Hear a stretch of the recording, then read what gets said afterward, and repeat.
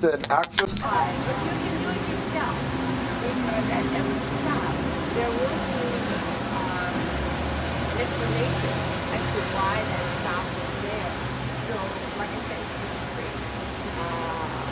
And I did this. I used it. So, keep a lookout. It is about a 3-foot high. And I'll show it to you right after we get going. Good morning. Hello? Are you okay? Yeah. Okay. I was come over. You got that one. Yeah.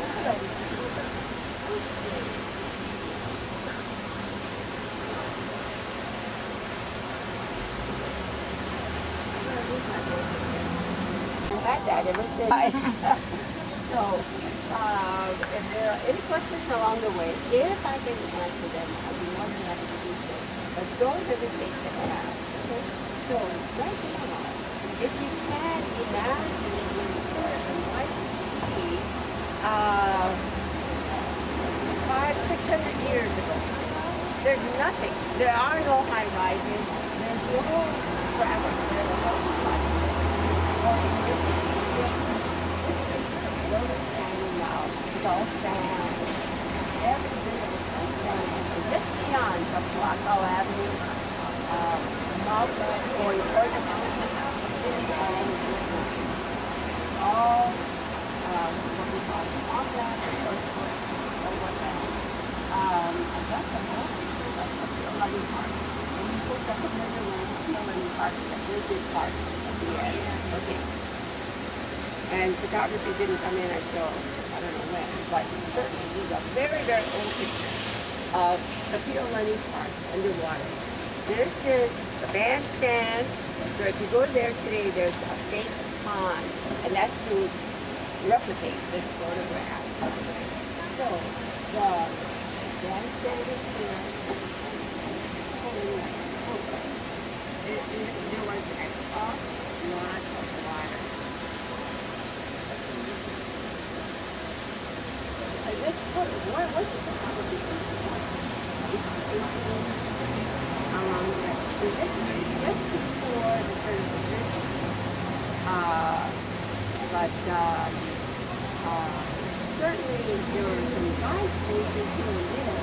It wasn't all underwater. And this is fresh water. You know, open water.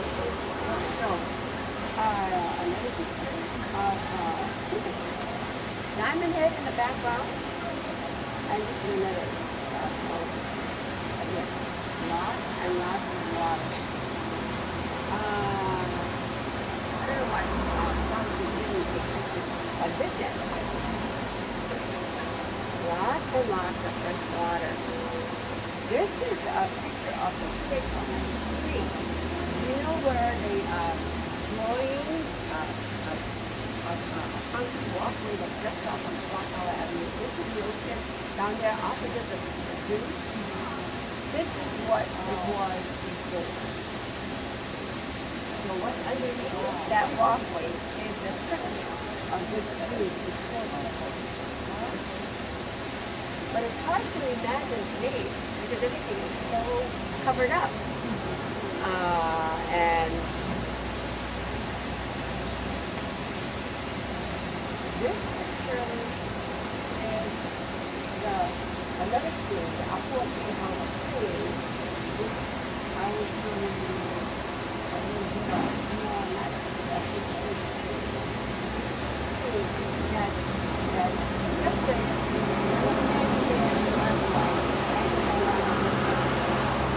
so perfect because fresh water just kept running through, and the Hawaiians were able to create these terraces, patches, and so in some places there were actual terraces, maybe 2 or 3 terraces. So 2 or 3 patches would have flowing water constantly all the time. It's a pity that nobody saved one portion of that taro patch so we could see these uncivilized Hawaiians created such a thing to feed their people. The diamond head in the back. I went up there. Oh, you did? Good for you. What a sight, huh? Oh, On I a know. clear day, it's really nice. I'm going to speed you on mentally, but I'll bring you back again. You're going to be tossed back and forth. 1800 is when the Westerners came in ever large in large numbers into Honolulu Harbor. So the commoners left their chiefs. The commoners were not tied to their chiefs. They were not serfs of Europe. The commoners could come and go as they pleased. As long as the chief was good to them, they'll stay. As long as when the chief got really nasty, they'd leave. They had that choice. And so they left for Honolulu, the commoners did, because they could get paid in cash, like 12.5 cents a day. They never had money before, and they were just paid in food. But this way they went over. In 1853, the sugar industry began, mainly in Hawaii, on the island of Hawaii. And then it spread very quickly to the rest of the islands. When Dave's mother and dad and I were growing up as kids, that's all we saw were cane fields. Now it's totally different, totally different. For a long, long time, from 1853 until maybe about 1960, Yep. sugar was the most important industry that we had here. Everybody worked, nearly everybody worked for the sugar plantations. And sugar was the thing that tied Hawaii to the United States, and we'll get that soon. But with the sugar industry, it's labor intensive, and so there were not enough Hawaiians to man the sugar plantations, so they brought in Chinese immigrants. They were in dire need of work, and they would work for just about free.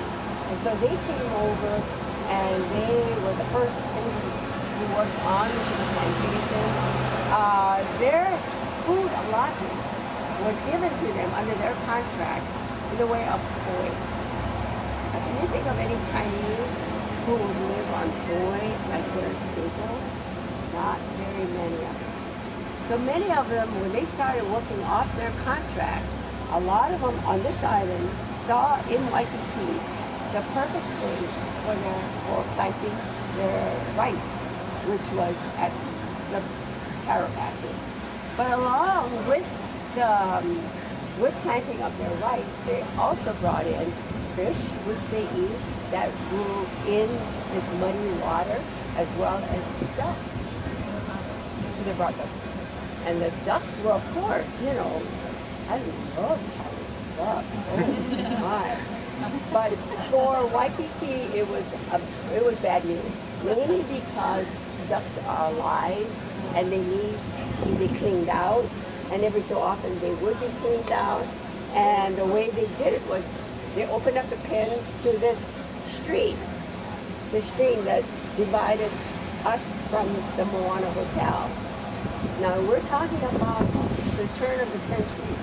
By that time, the royalty that lived here used Waikiki pretty much like a vacation place because all their business was in town. They hated Honolulu, too hot, too dry, no sandy beach. So they do their business in town and hurry back to Waikiki, take off all their clothes, and the men would wear malos, G-strings, and the women would wear their sarongs. And Hawaiians were never meant to wear those, not with this kind of weather. And so by this time, there were people like the castle.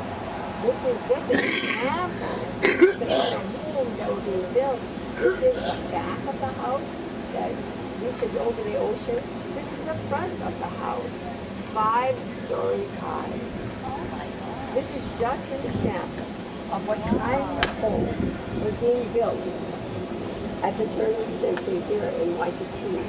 Not very many people could afford Waikiki property, but James B. Castle was a partner of Castle and Cook, a big sugar company. There were 5 companies here, and they were called the Big Five, and they controlled the territory of Hawaii when we became a territory.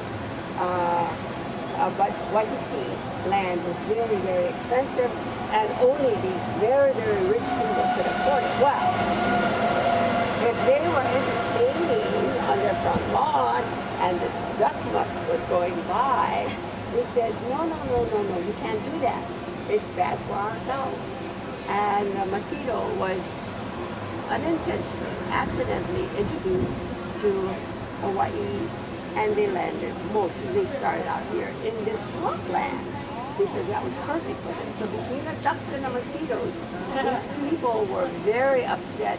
They begged the legislators to do something about it, and the legislators, politicians, any politician in this group, politicians, they just drag their feet and drag their feet into the turn of the century. Finally, in 1929, the Alawai Canal was built. When it was built, all this water got drawn into the canal, and now it flows out into the ocean at near Ala Moana Center on the Makai side. And so when that happened, all this dry land came up, and many people bought land to subdivide. And the first people that came into Waikiki were suburban people. They had suburban homes built here in the beginning. Then the tourist industry started picking up real quickly, and so the land turned over for a lot of money to these people to build these hotels, and that's why we have them today. We're just overbuilt. We just have too much of it. But this is the background of Waikiki, and literally the name Waikiki, W-A-I, is fresh water, potable, drinkable water. And Kiki in Hawaiian is to bubble, to spurt. And that meant that all this area that was underwater, there are springs. If you go toward the end of the Alawai Canal, toward the zoo end, you look down in the canal, you can still see little bubbles of freshwater springs still there, all being fed by those streams of water coming down from on top there. So be aware that W-A-I always means fresh water, K-A-I means ocean water or salt water. And you'll notice that as far as names of places that here throughout the entire Hawaiian Islands, the W-A-I names are most prolific. Waikiki is one, Waipahu, Waikele, Waimea, many Waimeas. All these, because even to the Hawaiians, fresh water was the most important thing. So whenever you came across a W-A-I name, you knew they had a source of fresh water. So that's the ticket. Okay? So now I'll throw you guys back into like 1795.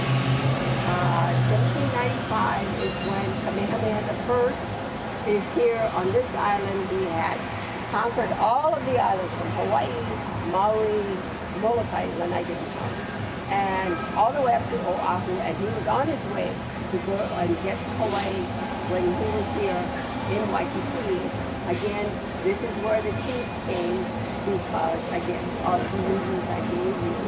And we'll pick him up. No, I'll tell you now. He was here in 1795 getting ready to go and capture this island by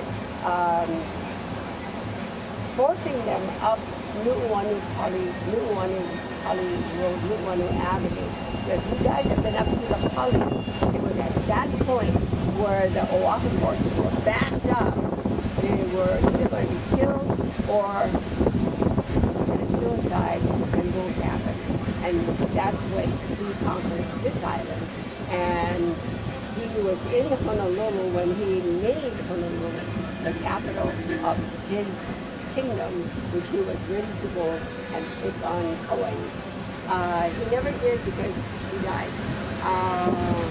But he was the last chief to have performed a human sacrifice here in Waikiki.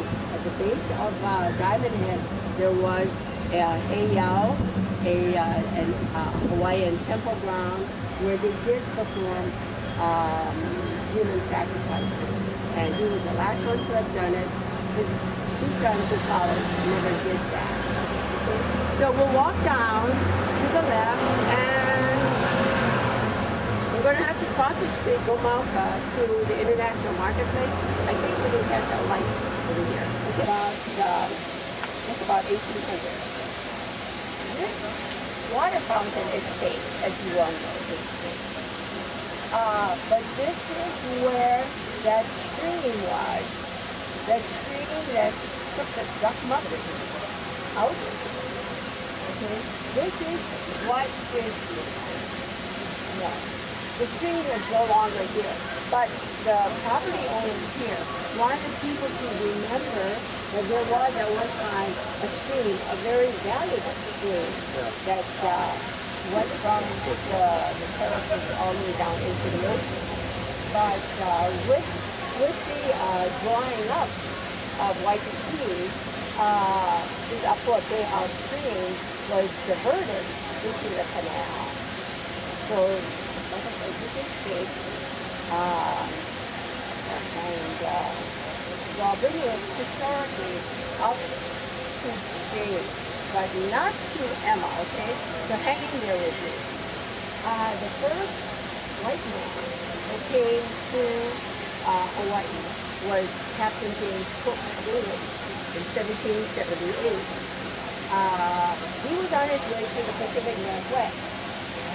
You know what he was looking for? You know what he was looking for? He's a great navigator. Yeah, oh, the greatest in the world. Ever. Yeah.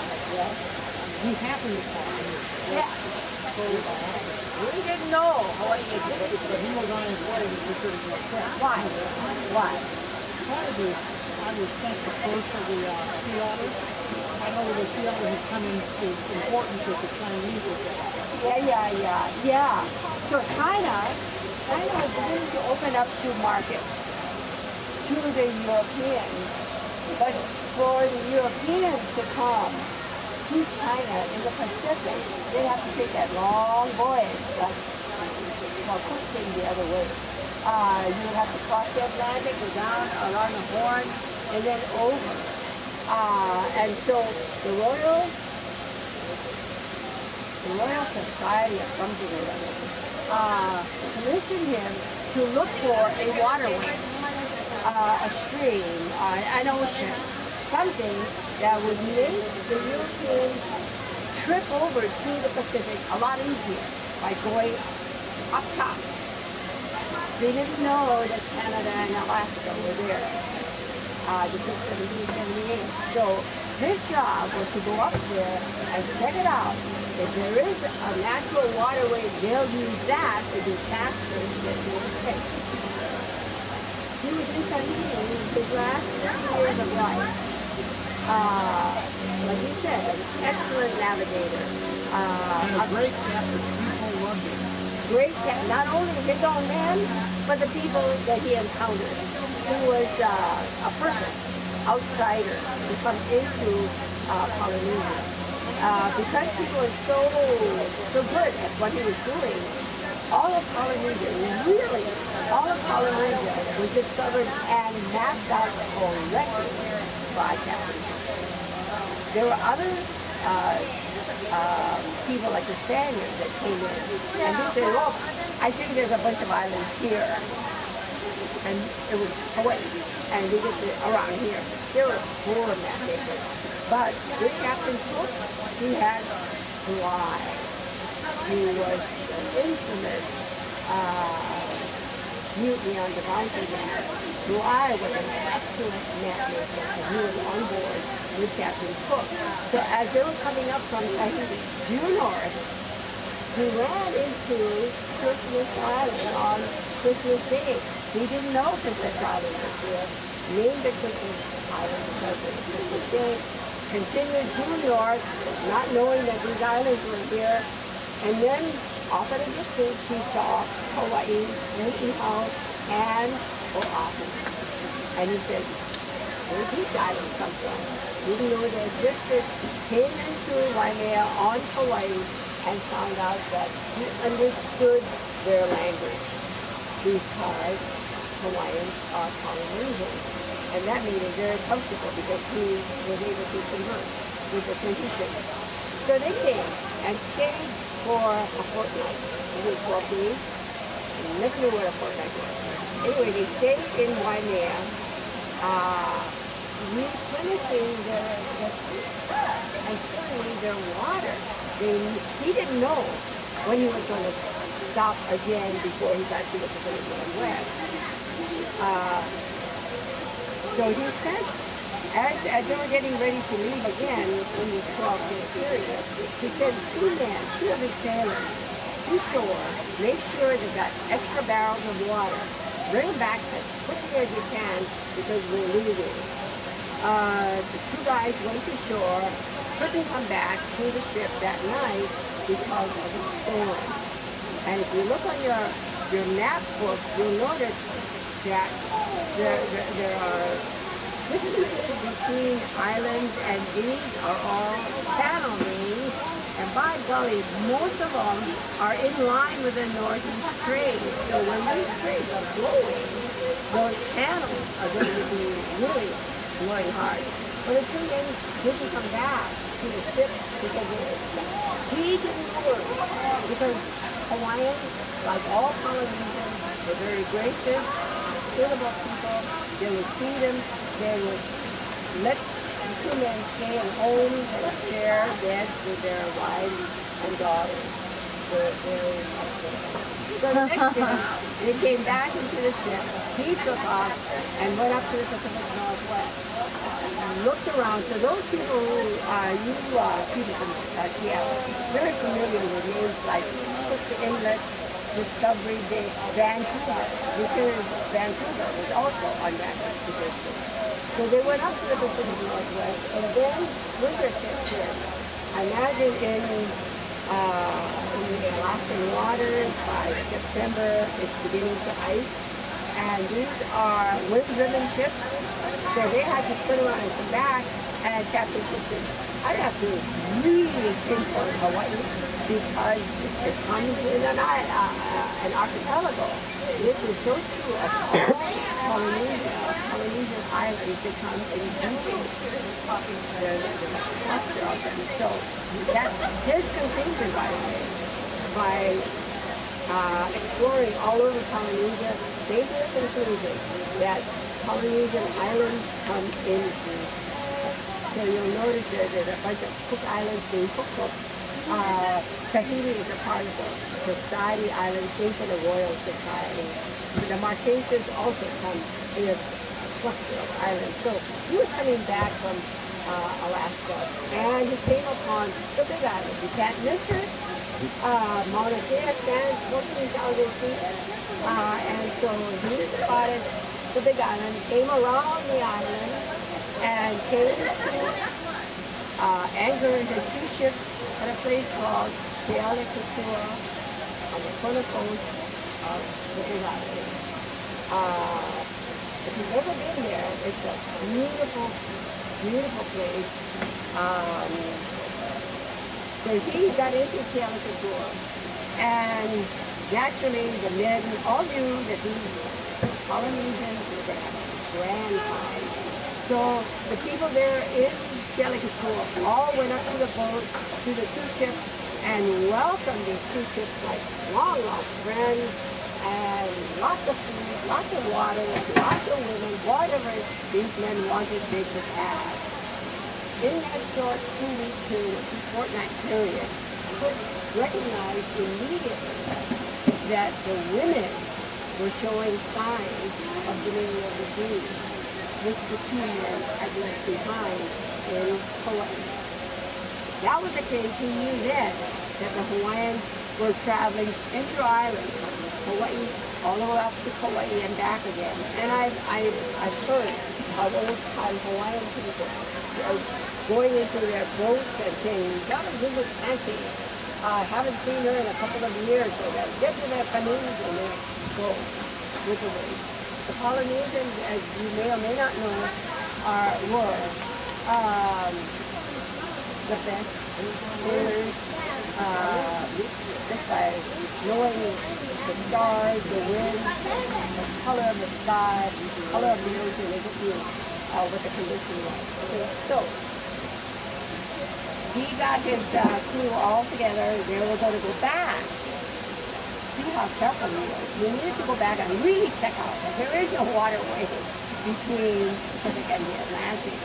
And as they were leaving, there were, again, all the Hawaiians were giving them a wonderful send-off. Then as he was just about leaving the Big Island at the Kohala coastline, just where the northeast trade blows on the Alanui Haha Channel, and it was just that. The waves, the whitecaps are always blowing while whenever storm is really bad. They got up to that point, and then his main mast broke because of the storm. So he turned around and went back to Kealakekua because people there were friendly and he knew he would get a replacement. As soon as he went back down again, this time, there was a different group of people. He recognized faces. He knew Kalani was Chief. He knew Kamehameha the First, his nephew. He knew these people, but they had a different face on. In other words, they told him, "Get out of here as quickly as you can. We don't want you here." And he didn't know what happened. As brilliant a man as he was, he did not take into consideration the culture of the people. And at that time, it was Makahiki. The Hawaiian calendar was divided into, we call it summertime or hot season, wintertime or wet season. For him it was the Makahiki, and the Makahiki was that period of time between the middle of October to the middle of February where there'd be no fighting, no quarreling, everybody would be on their very best behavior, and food would be plentiful because the guys weren't fighting anymore. They had to tend to the cow patches. They had to go out fishing. And so there was plenty of food. And this was a time of year that was devoted to the god Lono. And Lono was a god of agriculture and of peace. And Lono is a major god throughout Polynesia, which the Hawaiians had picked up from Tahiti, brought them up with them here. And so the story goes that was said to the native Hawaiians was that Lono will come on an island with trees. And so when Captain Cook they saw these western ships with masts as trees. And if you compare the size of the western ship and the canoes look like two ships. And so naturally, for the native Hawaiians, they saw these two ships as Lono making his appearance. Finally, he's come. Finally, we're going to have plenty and no wars whatsoever. The picture on the bottom is the image of what they call the Lono figure. He wasn't an anthropomorphic man, human being, but he was envisioned as this thing down here, which looked very much like the sails on the western ship. And so all the more, they worshiped Captain Cook as Lono. Of course, he didn't know this. Lono, L-O-N. That was the god. That was the god. And so when he got back the second time, Makahiki was over. And then the next part of the year, he was devoted to the war god. So if you have any reason to go to war, that was a time there was nobody stopping you. You could go